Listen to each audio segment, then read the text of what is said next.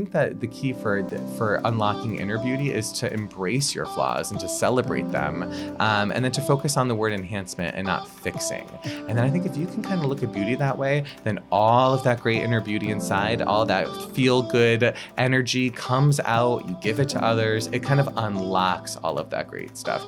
Hello, beauty. Yes, you. Join me, host Joyce Platon, as I chat with today's beauty, wellness, and lifestyle visionaries.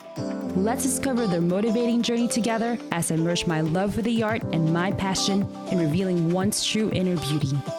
Welcome to Hello Beauty, Joey. Hey, Joy, thanks so much for having me. I'm excited to be here. I know. Welcome back to LA. Thank you. I know you're here once a year. I am. I come usually once a year around award season, and I'm enjoying the good weather in February. It's not like this in New York. I know. You're such a jet setter. Oh, I love it. Back and forth, all over. Of course. That's the way to go, right? That is the way to go. It's so easy these days.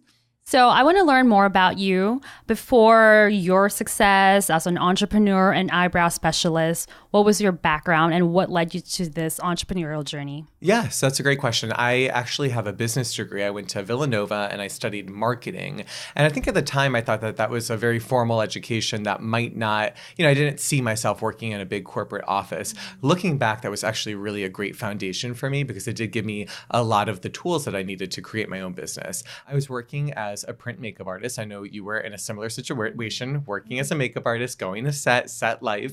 And that wasn't the best fit for me. So I moved to New York when I was 20 when I graduated and started working in beauty. That was a mix of retail. I worked at Bloomingdale's, Bergdorf Goodman, Barney's.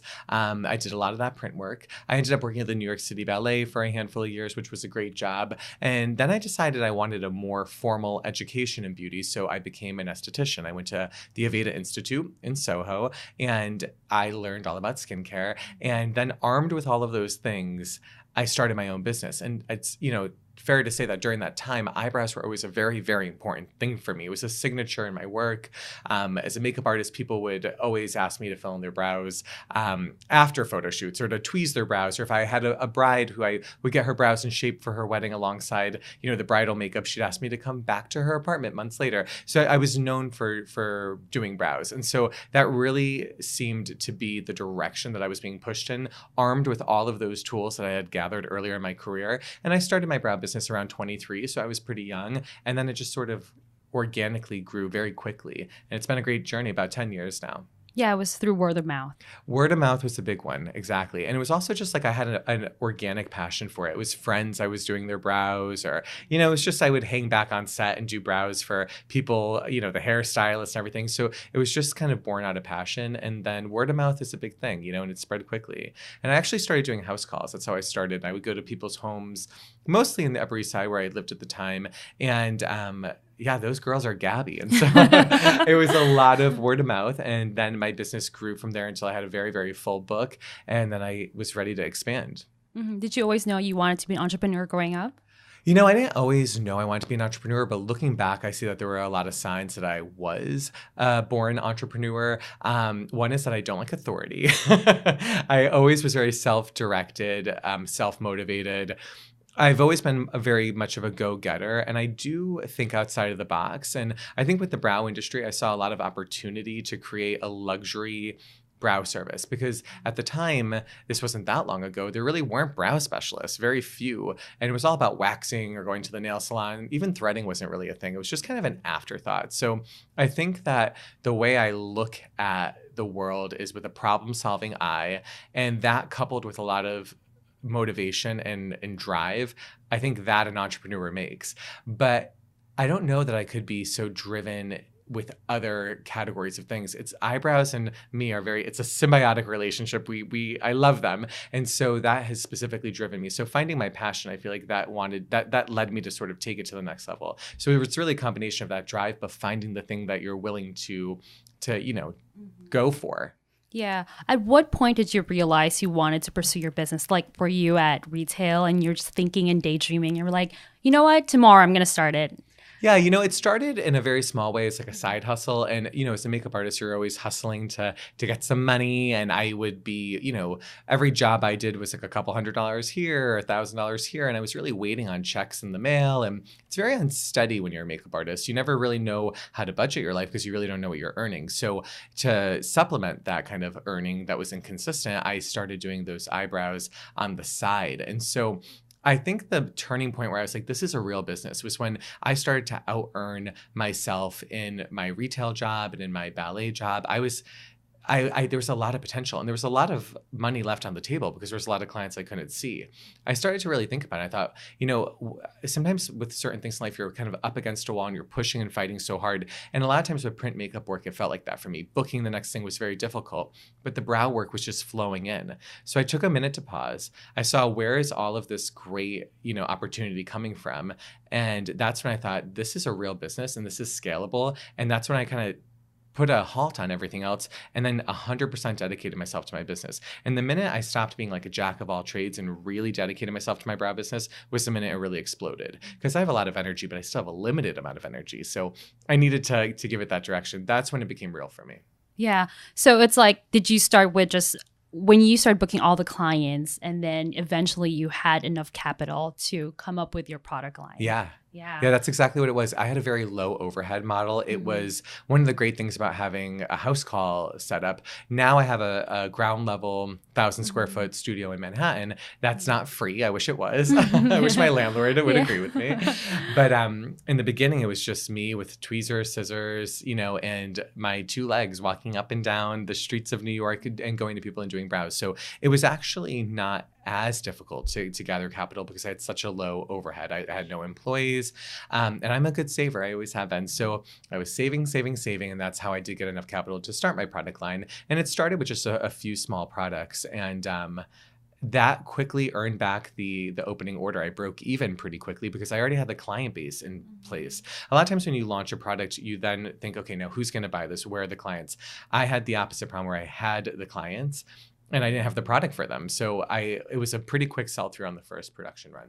Yeah, was that when the light bulb hit, when you're like, okay, am providing the service, but I don't have products? Or were you like, what made you decide to just, come up with products instead of just continuing with like providing service? Yeah, I mean, it definitely was that. It was a couple things. One was that I had a collection of things that I would finish clients off with. An Armani pencil, a Shu Uemura powder, things that I liked, and I would send them with a shopping list to Saks or Sephora to buy things when they left, and they were so excited to go buy those things. It was that head-scratching moment where I thought, wait, I could sell these things, make it easier for them. And of course, I know the formulas I like and what can be approved upon. That was another thing too, is I didn't think that the things I was recommending were perfect. I thought that they were great options, but there wasn't things for women of color. There wasn't things for redheads. There was hard to find a retractable pencil, believe it or not. It's so common now, but they were all sharpenable. There were gaps in the market. Things weren't waterproof. Pencils really didn't look natural, for example. There weren't growth serums that didn't have hormones. There was a lot of things missing. So those together, the opportunity mixed with the opportunity in the market mixed with the opportunity to capitalize on the client base I already had definitely led me toward creating the product line. Yeah. Walk me through your development of your business through like manufacturing, product development, branding. Like, what was the process like? So the process was pretty much all systems go at once, right? Firing from all decks. The logo was something I kind of drew on a napkin, had a friend who was a graphic designer. That was 10 years ago. It's the same logo today. It aged well, thank God. Yeah, it was very simple and clean is a good way to go for a logo. I had a basic website that I was using for my makeup artistry, and I dedicated a section of it to eyebrows. So that was sort of back in 2007 enough for people to kind of get in touch with you. Yelp was a big deal then and kind of continues to be for a local business. So establishing a presence there was important for me. This was giving the whole online, the way to search and dig in and how to book and all of those things. Then it was really with the product development. I found a North American manufacturer who was really helpful because I didn't have the capacity to go overseas. I couldn't handle the minimum orders. So I found a North American cosmetic. Through the internet? Just through the internet, right? I mean, people are like, how do you find someone to make products? Yeah. You can Google like North American cosmetics manufacturers who make pressed powders, who make pencils. And, what's great about them is you can call them, you can talk to a sales rep, and it's not the most difficult relationship to secure. It's not like you have to put on the hairnet and go in and start doing all the chemistry. You have a sales representative who helps you with formulation. You get into a contract with them, contract manufacturing, where you work with your research and development team. I sent over products that were on the market that I liked. I sent over paint swatches from paint stores of colors I liked, long descriptions of things that I wanted about texture. I signed into contracts that usually gave me about 5 prototypes that I could work through before, signing off on a final product. So not unlike any other contract, it was just sort of like a business-to-business negotiation. And then I would get sent prototypes and I would make notes on them until I got things exactly where I wanted them. Packaging was another story, but I've always kept things quite simple. Black matte packaging, I wanted it to appeal to men and to women. So that was kind of what got me started. And I think the big thing about using manufacturers, particularly in North America, are you might pay a higher per unit cost, which I did, but I also was able to order into lower quantities, a couple hundred instead of tens of thousands. And I did some stuff on my own too. Like I would go to a label manufacturer to print labels for the back of them and I'd hand apply them. Or for like my clear gels and serums, I'd hand apply labels instead of paying more to get the laser printing. So I figured it out as I went. Now I have like these tuck unicarton boxes where, like most makeup products, but in the beginning I had leatherette drawstring bags. So I kind of pieced it together and then it resembled a real product line. And then it kind of grew from there and we scaled and were able to manufacture in different ways. And now we have about 7 or 8 manufacturers globally, but it started very small with just an internet search and a phone call. Yeah. Throughout this process, did you have a mentor? I didn't have a mentor, which was interesting. And I wish to be that for somebody else because I had made a lot of mistakes and I wish I had it. But I never really had a mentor, but I also think that there was something that was nice about kind of going in blind and figuring it out myself. It taught me to be very resourceful. And if I had made a mistake, I'd have to figure out the solution. Between my business education and my, I think, general, wherewithal and need to investigate, get to the bottom of things, I was able to solve most problems. I always did have a little bit of guidance from my accountant, who continues to be my accountant. His name is Chris. He's very helpful. My father's just a great guy, and I love talking to him and picking his ear. And even though, he's not an industry leader in beauty, he always just gave me good kind of father-son advice. And so I've always been very open to taking advice from people who knew better than I, but I also think I always listened to the clients. Sometimes the clients were the mentors. I don't like products that do this. I wish this color had less red. I mean, I kind of always have open ears, but there was never a figure for me who really led the way. But I mean, I figured it out. Yeah. Can you talk to me about those mistakes that you encountered? Yeah. Well, certain things, I think, with little mistakes, like I think of even like the accounting stuff and like the building a business, how to properly trademark. I didn't trademark products or my logo for a while because I didn't realize that there'd be a vulnerability there. With manufacturing, how to get in, like I've had issues where products were, I didn't do a final sign off on something and the shade was wrong. And then it was a debate back and forth on who was financially responsible for it. So it was having really clear decision-making points with a manufacturer. Even for the business, how I'm structured. I'm an S Corp. I used to be an LLC. What was the most tax-efficient structure? So things that sometimes seem like boring or they're above you, but you really do have to get to the bottom of those things because they can collapse a business. Even later on in my business, when I started hiring a team of people, management was hard for me. I never had managed. I actually was very much a self-starter, as I described, an entrepreneur. I always liked the idea of kind of working solo, which, as a makeup artist, everything you do. But then when I had to start to, hire and sometimes fire, a handful of people, I had to really understand some of the finer points of management, which I think I got over time. So maybe not so much mistakes, it's just learning curves, and I think I learned more in making those having those little lapses of things going smooth. Those things were teachers for me. And you learn more going forward. I'm sure there's many mistakes in front of me that I have yet to make. But if there's a mistake, I made it. That's what happens in business. And sometimes in business, it's like you really will not learn unless you get your foot in the door and actually get and dive in it, you know? Yeah, you absolutely have to. And that's the thing, is kind of going head first is important. I don't think I would have taken as many risks had I known about all of those complicated things. You're like, no way. Exactly. Ignorance is total bliss, because even opening a store, it's so complicated to run a retail store. But I was like, whatever, I'll figure it out when I get there. And then of course it's overwhelming. But, I think if I had known all those things in front of me, I might have been talked out of it. So I'm kind of about forging ahead with measured risk, and then, figuring it out in the moment. Mm-hmm. You talked about managing people. What is your company culture like, and how do you nurture it? Our company culture is very close. There's a team of 8 that work directly for me. We see each other every day, and we're just being a small team. We are rather tight. I think a big thing is that I'm there all the time. I'm in studio 5 days a week. I'm working alongside them. I certainly pitch in everything that we do. So I feel like it's leading by example is one of the best ways to lead. The brow specialists have, a lot of work to do. They have a lot of clients with a lot of different personalities, a lot of different challenges. It's hard to get the work done in the allotted period of time. It's just, you're standing up all day. But I know that it's possible because they see me doing it right next to them. So I think that that's a big thing. I'm not the kind of business owner who's off on a yacht somewhere checking in via text once a day. I'm there with them kind of in the trenches. And I think that creates a good company culture because we're all there for each other. And I'm also very careful about hiring. I hire people who I think have a good heart, people who have a lot of personal warmth. I want a business that's high-end and luxurious, but I don't want it to be cold and off-putting. Sometimes you know how that can be. You go to Saks and it's all the attitudes or, and people in beauty sometimes can have that. They lead with a little narcissism or ego, and everyone who works for me is really on brand. And the brand, there's, pillars of the brand, which are quality, luxury, but definitely education and personal warmth. And there are people who explain to you what they're doing. They take time, they're nurturing. They are all estheticians, the ones who are brow specialists. And I think there's something about an esthetician that's a little bit nurturing. You're sort of a caretaker. And then the same goes for admin and reception. So everybody I sort of hand select. And I guess that's one thing is everyone goes through me. They're interviewed and selected by me. So just the fact that I'm curating them makes it kind of they're all hand-picked and trained by me. The culture, I think, is upbeat, positive, tight-knit, and we all pitch in for each other.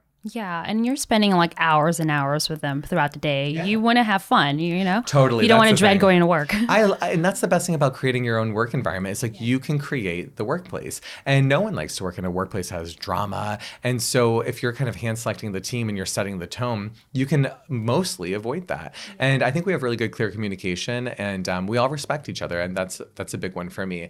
And the times that things haven't really worked out with an employee, it's usually happened pretty quickly where it just didn't feel like the perfect fit, and then they've either moved themselves along or been moved along. But I think that in the beginning when I started, it was hard to find the really great team members that were really going to stick around. There's usually a little bit of turnover when you kind of start a business. But I think that our sweet spot about 1.5 2 years in, where we really had a team who's solid, and there's the girls who've been there for 1 year or 2 years or plus. And so I think that we're really kind of feeling rooted and grounded in the team now. Less turnover and certainly getting tighter all the time. What is something that's unique about you or your business, your products that not a lot of people know about? That's a great question. Something that's unique. Well, I think that for us, I don't think people realize the attention to detail that's so important, because I feel like in cosmetics, for example, like, the end user isn't always the one who is being made the decisions for. Whereas for me, I listen to all the clients and their need sets. So when I'm creating a product, I really have them in mind. So it's products that are being created by somebody who's in communication with thousands of end users directly, not just, in a market research group, but by working with them and trying the products on them. The attention to detail also lends itself into our space. Every single thing is thought about, from the teacup your tea is served in to, where everything is arranged, where the track lighting is pointed, how everything was set up in that studio is done so meticulously by myself. Feng shui. Yeah, exactly. You do that? Totally. It's all meant to give good energy and vibes. I just really put myself in the client perspective all the time, and everything is about them. So it's detail. And I think that the business has my fingerprints all over it, because you can really see that I'm involved. And we really pay extraordinary attention. Of course, that comes down to the work too, which is hair by hair. Sometimes, one of the brow specialists will come to the lunchroom after she finishes a client, and she wants to talk to me about a client that she just had and one hair and how with the decision she made with it and why it was so challenging. And that's the kind of conversations we love having, because we're so detail oriented. And I think in this day and age, It's about fast fashion, fast beauty, fast blowouts, fast. And for us, we're 40-minute long appointments. It's a long brow appointment. It's about painstaking attention to detail. But again, that's reflected in the product line, the physical space, and everything that we do. Yeah, and it's something, even if we want something fast, we also want it to last longer. Totally. Right? Yeah. That's just that speed is not always better. And there's faster ways to get your eyebrows done, notably threading and waxing. But for me, they're not as detail oriented. So I kind of like the process of slowing it all down. Yeah. What is your advice to those that are interested in getting into a business, something like yours? Okay, that's a great question too. Getting into the business. So I think it's first just mastering the craft, or, being willing to master the craft. And that means continuing education and all of that, because you can be as business savvy as possible with as much capital as possible. But if you're not really great at what you're doing, you're not going to get that far, because you can have even the best website, the best products. But if you're a hairstylist and you're doing really crazy haircuts, you're not going to be able to gain the reputation that's going to keep you around. So learn as much as you can, ask for help. I think that's a big one. Definitely asking for help. Leading with confidence and not fear, because there's so many things, like I said, that can't go wrong in a business. So you really just have to be your number one cheerleader. But really listening and asking for help, I think, is a big one too, because there's a difference between confidence and then ego, right? So you want to just kind of forge your way ahead. But if you have a good product, and that could be product meaning your service, but you have something really great to offer, and then you know how to ask the right questions, I think you'll be good. But don't be afraid to start small either, because when I started, it was those house calls. It was very, very modest. And then I went and did a brows out of my studio apartment. Then I had a very small brow studio on the 7th floor of a building, all the way down the hall. So it did take time to grow. So don't try to create something too big too quickly, because then you can get yourself in a position where you go out of business very quickly. So I say, grow slowly and nurture each step so you can grow to the next. But I think growing fast is a recipe for disaster often. Mm-hmm. Yeah, I did read that when you first started, you were taking clients in your studio apartment. You would just put up the Murphy bed, yes, and then your bathroom was filled with products. Absolutely. And you would shower in the gym. Exactly. That's an amazing story. It was. I literally had a very small studio apartment, and even by New York standards, it was tiny. And I saw my clients there, and I had all of my products were literally behind the shower curtain was a solid wall of products in that bathtub. And I just worked from that space, and I really kind of built a lot there. And even was to the point where I'd have celebrities coming for brows in my little studio apartment. It was cool. It started to turn into this business that I was kind of doing as a hobby in the beginning in some ways, or a side hustle, and it kind of turned into something real. And I didn't leave that studio apartment for 2 years of doing brows till I went to my next stage, which was basically an office space that I made into a beautiful studio. But I was always really lean, and I only hired employees as I needed them. I only took space if I needed it. And so I kind of grew in a very measured amount. Sometimes, someone wants to open a restaurant, they start with 4 of them all over Los Angeles. It's that's really getting in over your head, because then you're really underwater right away, and you have to have tremendous success to get your way through. I think that I always was able to take a hit if something ever happened and still thrive, because I hadn't over leveraged myself. So even though I've taken some chances, I kind of believe in kind of small growth. People ask me all the time, when are you gonna have a second location? When are you gonna have a location in Miami and Los Angeles? And I think when the time comes, I'll know. But right now I feel I don't want to over leverage. So I think that that's wise. But yeah, you're in it for the long run anyway. Oh yeah, I'm in it for the long run. And that's the thing. I don't want to be a flash in the pan, a long, slow burn. And with that attention to detail and quality, I think when you get too big, too quick, sometimes it's hard to keep that in mind, the quality, right? So sometimes that suffers. Yeah. What do you think is the most common reason why people fail or they give up when they're, going through a business? I think that the inability to face failure, or because you're going to at some point, it's just, you might as well prepare for it now and have the right attitude about it. A lot of people they just can't handle a setback. They can't get back on their feet. And some setbacks are larger than others. I think you can psych yourself out. It's also easy to look on Instagram or to even watch this or listen to this and think that it's so easy. I like to kind of explain to people that it's really not that easy. And my job is to make it look easy. That's what I do for my clients. When they come into the space, I make everything is beautiful. It's running smoothly. But sometimes in my head, I'm we're a hot mess right now. Everything's falling apart. But it never really is. But I think that's the when we look at other people, we think everyone else has it together so much, and I don't, and I'm not. This is this is bigger than I can handle. But the truth is that everybody, even in giant companies and big cosmetics brands, they always feel like, the sky's falling down too. So it's about the ability to prepare for failure, not to let it knock you down, and also not to kind of stay in your own lane and know that everyone that you think is doing such a great job is having tons and tons of struggles that mirror your own. It's about, unending optimism, I guess, never ending well of hope and charisma. And I have to say too, I've had a few really great breaks in my life where I did browse on Good Morning America, or I was in W Magazine with like a profile. And those are the things that they came at times where I needed them the most, where I was just like kind of feeling down about things. So, look for the bright spots and focus on those, and don't focus on the negative, because the negative will be there too. Yeah. And I think like with what you do, it's like, you just have to keep your blinders on and keep your head down. Yeah, Because if you start comparing yourself, that's when it starts getting overwhelming. Yeah, comparison is the death of everything. You just don't want to do that. And also, there's no secret that a lot of this is just hard work. So if you're not prepared to work hard, you're going to fail. I feel like sometimes you see this in like kind of like the millennial thing, right? Yeah. And it's just like being of a different generation where instant gratification is valued and sometimes expected. And not to say that all millennials are like that, but it's a sentiment that sort of is around. And, hard work is a big part of this. And, what I share with people is a lot of the glamorous things like, we're doing a podcast in LA. And of course, that's amazing and fun. It is one of, the great highlights of having a career like this. But it's also sometimes it's cleaning the toilet at the brow studio until 10 p.m. So working hard, if you're not willing to work hard, then you might as well, throw in the towel now, because it's going to be hard work. It's going to be hard work. Any business owner will tell you the same thing. Yeah. And if you're a business owner, it's a 24/7 job. It is. It is in the sense that, for us, the store is open 7 days a week. We're closed like 5 or 6 days a year. So even if it's a day off for me, like when I finish a yoga class, I run right to my phone. Did anything happen? Is anything going on? Like, you're never really disconnected. I'm starting to figure out ways to sort of separate myself mentally from the business when I don't absolutely need to be there. But the truth is 24/7, 100%. You're responsible for your business. Yeah.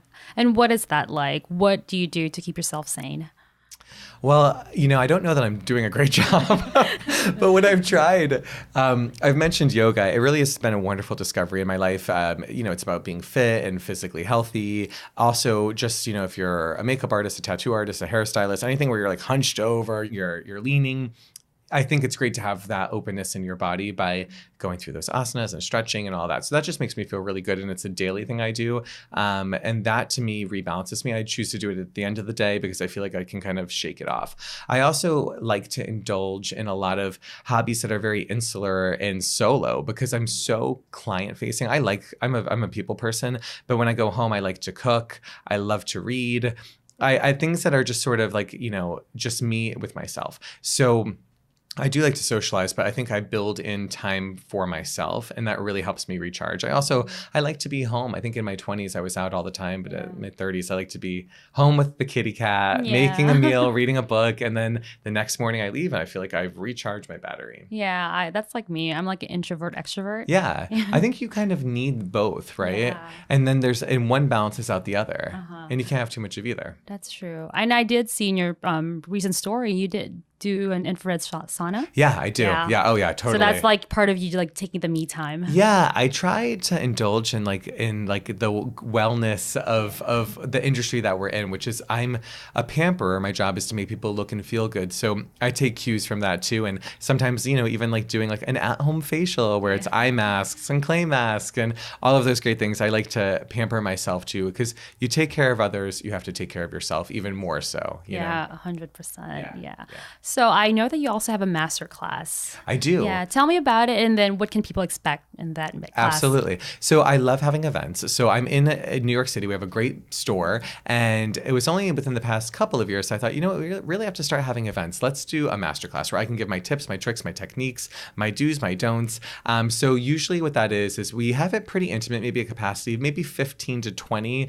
It's about 2 hours long. So it's for professionals. It's also for people who are novices, people just interested in eyebrows. I really can kind of read the crowd, and I like to give tips for everybody. Sometimes I have estheticians, sometimes people travel in professionally for it, and sometimes it's just clients who just want a little bit of a deeper dive on the brow. So it's wine, it's cheese, it's snacks, you get settled in, and then I sit. I talk, I have a model and I demonstrate everything from the proper way to trim a brow, what brow tinting can do to help you, common mistakes you might be making in your brow.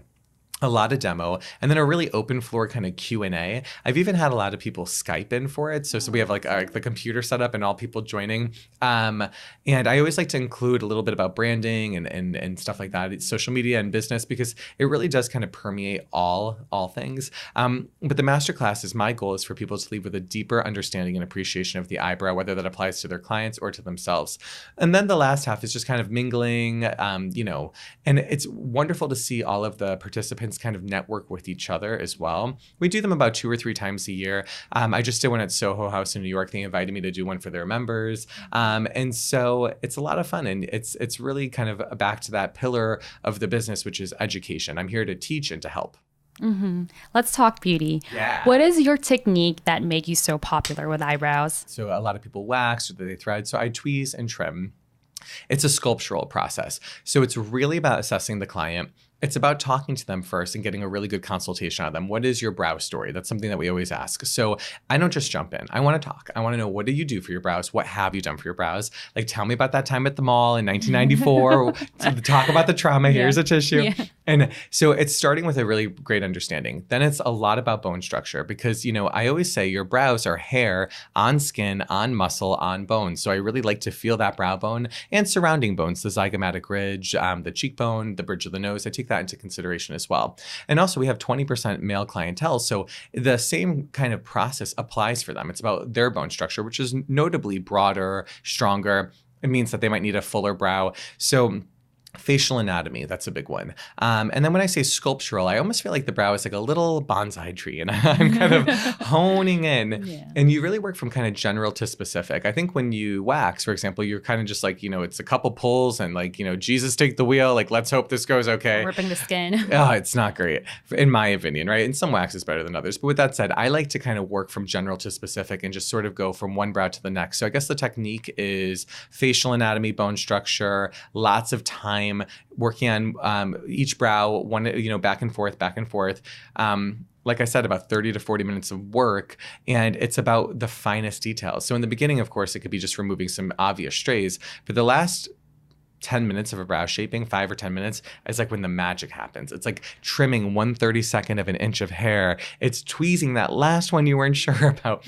So it's really, really, really about the details, and leaving no hair unconsidered, and really developing a relationship with the brow and its texture and its movement. I mean, it sounds insane, but it is insane. I think of them as like my friends, my little furry eyebrow friends. So I think that that's something that kind of, it's not for me like a brow factory. It's like, it's a relationship with that client, understanding their brow history, and then setting them forward on like a brow journey.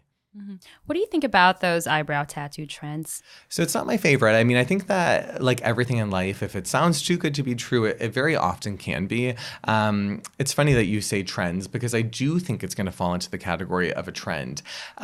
Some people do it better than others. I know people who are very happy with the ones that they have. For me, aesthetically, because I do care so much about the details, it just doesn't seem to satisfy my Joey Healy checklist of what I like to see in a brow. Sometimes the color changes over time. It can get red, it can get blue. It is like a tattoo, and I don't think people like that word. Microblading is just like a branded term, but it's semi-permanent makeup. And even semi-permanent, I feel like it's more permanent than people kind of let on. Like they'll say, you need a touch up in a year, but it doesn't fade off in a year. It just fades down, but it's still kind of there. I know a lot of people who are not sure if they should touch up more or like stop and let it fade. For me, it's just a little bit of a commitment, because as we also see with other brow trends, they come and they go. And so sometimes, I think decade by decade, it's like 80s thick, 90s thin, now it's thick. And you're going to be committed to something, even if the trend, and it's kind of, I guess, crazy to think that we have the perfect, quote unquote brow now. The trend might change and you might be stuck with what you've tattooed on. Not my favorite. It's also just doesn't celebrate the flaws in the brow. I like those little sprouts in the front that are fluffy.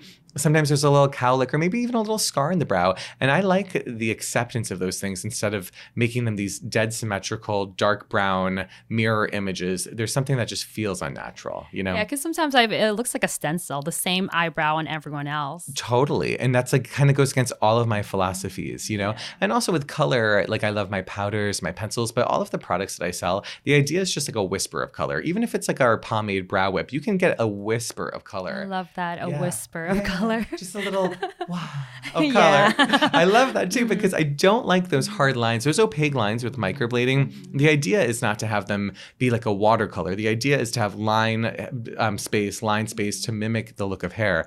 That doesn't, in a picture, it can mimic the look of hair, but in person, it just kind of looks like lines on skin behind an eyebrow. So I like the use of color very much like you have right now. It's a soft whisper of color. They look fantastic. Oh, thank and you. they don't have lines in them. You know, they have Yeah. just it looks like soft density.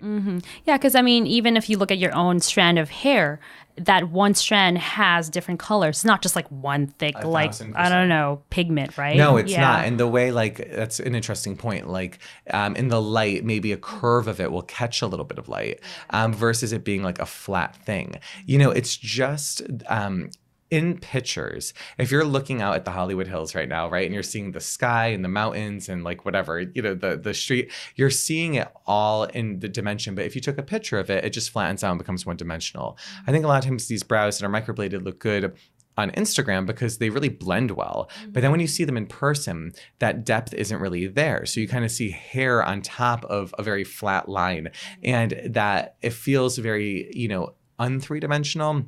And again, with that said, some people do a better job than others, but I've always been able to kind of clock it. That's another thing is you kind of want to be, with your brows, like a kind of quiet beauty. You know, you don't want your brows to enter the room before you do. And I think that that's like important, right? Because we all enhance them, but we want it to be subtle. Yeah. So how about those that don't have much hair on their eyebrows? Yeah. What do they do? I think that's the reason why some get microblading, Absolutely. right? And that to me is a little bit like kind of jumping the shark because there's so many things you could do before. Like I mentioned, a little bit of powder, a little bit of pencil, sometimes a combination of both. Brow tinting is huge at our brow studio. We offer two services, shaping and tinting. And tinting, we use a vegetable-based dye. We custom blend the colors. And it's, you know, every single hair counts, whether it's blonde or gray, or even if it's just sort of a dusty. I dye my own eyebrows, and they're not any of those things, but they can just kind of be a flat, light brown, and I like them to be kind of rich and glossy. So it makes every little hair count, even those baby hairs. So sometimes people say, I have no eyebrows. And really, they just have like blonde brows or a lot of baby hair, but tinting, then shaping, then a little bit of powder, and you can have a totally different brow. Another product that I have, and it is the number one selling product since the beginning of my product line, is called Brow Renovation Serum. It's a brow growth serum.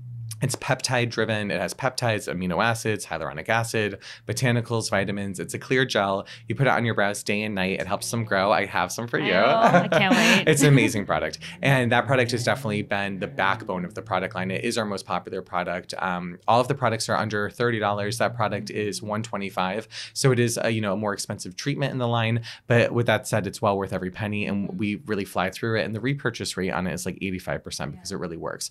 So if you haven't tried a serum, a powder, a shaping, a tinting, you're jumping over everything just to get to microblading. And also, like a serum at $125 is not inexpensive, but microblading is quite expensive. It could be $1,000. And you have to retouch. You sure do. And also you're kind of stuck with it too. So there's a lot of options that you can have before you need a more permanent solution. And to be honest with you, there's a great guy here. He's a plastic surgeon in Beverly Hills, Tim Neven. He runs a company, Artisan of Beauty. He does brow transplants, hair transplants. Yeah. I would rather do that than microblading because I feel like there's texture. Oh yeah, true. And they take this, the hairs, as I understand, from the nape of the neck and they transplant them. I would do that before I did kind of a semi-permanent tattoo. There's options and there's lots of them and there's lots to choose from, but microblading isn't the only one. And it's important to know your options. That's true. Your product, the one for regenerating the eyebrow hairs, can you use that for your lashes? Yeah, you absolutely can. It's eye safe. It's wonderful. It's when peptides are in long chains, they create proteins, which really are the building blocks of hair. And brow and lash operate in a very similar way. The trick with the lash product is ours comes with a mascara wand, which is great for the eyebrow. You just kind of comb it through. For lashes, you can transfer it to a smaller brush because you just want to paint it on like eyeliner at the base of the lash line. But it definitely gives you a lot of growth. It's safe for your eyes. And again, there's no hormones in it. There's things like Latisse, which you know, I have mixed feelings about, but it's a prostaglandin base. It's a hormone, and it does have noteworthy side effects, and it's prescription, and ours is not that. So and it darkens the skin, right? it can darken the skin around the application site, and it's not just where you put it. It can be like in a general sense, and not to mention, like, you know, you can't use it when pregnant and breastfeeding, and ours you can. Yeah, and even if you're not pregnant or breastfeeding, I wouldn't want to use something that would have that sort of, you know, warning, because it just makes you think a little bit. Additives. Yeah, people do anything for beauty, you know, whatever. Like, it'll poison you. You're like, it's cool. I want nice brows. Yeah, or there's formaldehyde. At least I don't get wrinkles. Totally. Like, whatever. I'll dye beautiful.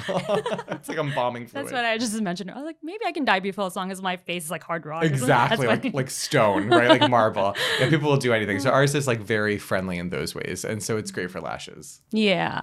If you had to pick the perfect Joey Healy duo in your product line, what would they be? You know, I'd say where you can kind of get the most mileage is one of the Brow Architect Stilo pencils and the Brow Structure Clear Set gel. So if you're armed with a pencil and a clear gel, they could fit in your front pocket of your jeans. They're really kind of slim. The brush is the Brow Architect Stilo pencil is double-ended. It has a brush on one side so you can kind of groom the brows. And then it's a triangular wedge of lead. It's great for imparting soft color. You can kind of blend it through. You can get some perimeter lines, but you can also get the effect of a powder. And then clear brow gel. We have a product called Brow Structure Clear Set. Clear brow gel sounds boring, but ours is like more dynamic in what it doesn't do versus what it does do. It does not get crispy. It doesn't get crunchy. It doesn't get flaky. It doesn't get hard or shiny. So if you can push in a little bit of color and blend it through with the pencil here and there, and then a little like whip of clear brow gel, I feel like you can have everything that you need. And that's a very Joey Healy look, kind of full and dense and brushed up. Oh, perfect. Yeah. Walk me through how to get the Joey Healy eyebrows. Ooh, how to get the Joey Healy eyebrows. So you're going to open a Joey Healy studio? Yes, let's expand here. Say, the Joyce Healy. I'm like, she took my gig. Well, the Joey Healy look for me, it's definitely more on the natural side. But I always say, you know, nature is awesome, but it's not always perfect with our brows, right? Because it can give us something that we need to enhance and work with. The Joey Healy brow it's customized. It's full. It's dense. It's got a kind of a rebellious energy to it, right? Like, I don't need every hair trimmed to the same length, for example. I like the hairs to kind of be feathery and fringy. You know, people think about the 80s brow it was really, really full and bushy. I think the difference between like the 80s brow and the brow that I love now is it's dark, it's full, it's dense, but there is a defined arch and there is a tapered tail. Mm-hmm. So for me, that brow kind of feels a bit like the boy brow kind of look, but it definitely honors the lift that people want to see in the arch. So yeah. And but you know what it's also not is that Instagram brow, it's really heavily filled in. I think, you know, years ago, people were not filling in their brows that much. Brow products weren't a big part of eye cosmetics. Now they are. And I think the pendulum kind of swung in the opposite direction where people are really filling in heavy. So mine is about honoring the natural brow, enhancing it as much as possible, having a nice defined arch and a crisp tail, but definitely bold, fringy, and kind of like unabashedly wild with some rules. A little bit of restraint. Yeah. So here at Hello Beauty, we have a philosophy. It's called Say Hello to the Beauty in You. What advice can you give those who are trying to discover their beauty within? That's a great question. Well, the beauty within is really what matters, right? They say, you know, people are like Oreos, the good stuff's on the inside. that is so true. I think it's leaning into, you know, your quote unquote flaws. People are so quick to try to mimic a celebrity or an Instagram model, and to assess themselves, find the problems, and then erase them or fix them. And fix is a funny word in beauty too, because I like the word enhance. It's about bringing forward what you do like. And then other people are about erasing what they don't like and fixing it. And that can go, you know, as far as the injections and plastic surgery, and to each their own.